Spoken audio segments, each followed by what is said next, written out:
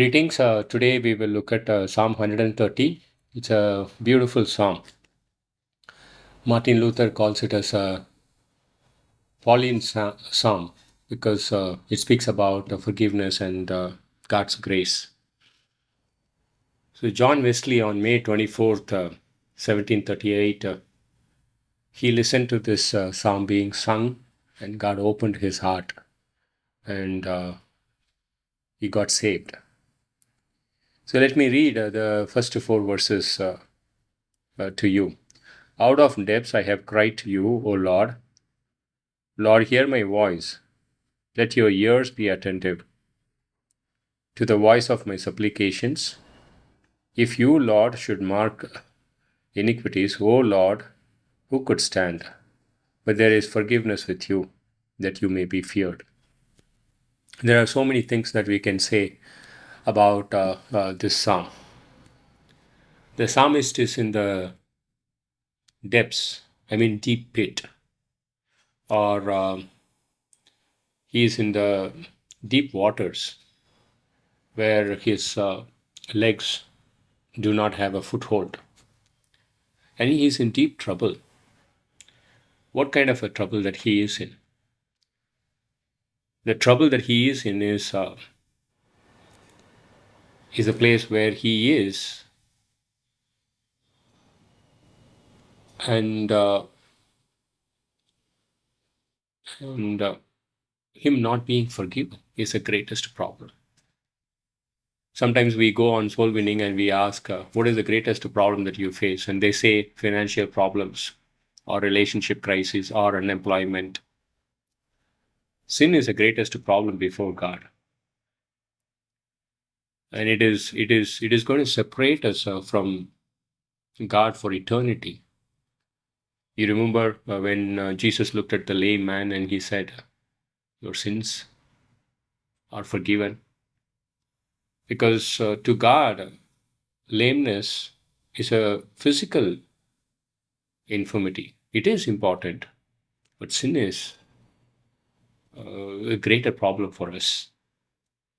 And he puts that in this psalm. And then he is praying to the Lord and he says, if you, Lord, should mark iniquities, if you, Lord, should record my problems. When you fly to another country, they ask you, do you have any criminal record? And if it is yes, it could actually hinder your visa processing. Or imagine if you have a court case or a police case, the record of your name in their records. It's a problem, right? It bothers you. The psalmist is saying, if God were to mark and keep our record, it's it's terrible. But then he says, but there is forgiveness with you. Just think about it. You may not get forgiveness with your boss or spouse or children or teacher. They may not have it for you. But the psalmist is saying, there is forgiveness with you. He doesn't say that the forgiveness is for some sins. No, there is forgiveness. That's it. It's for all kinds of sins. And he doesn't say that there was or there will be. He says there is. I mean, right now, you can be forgiven by God.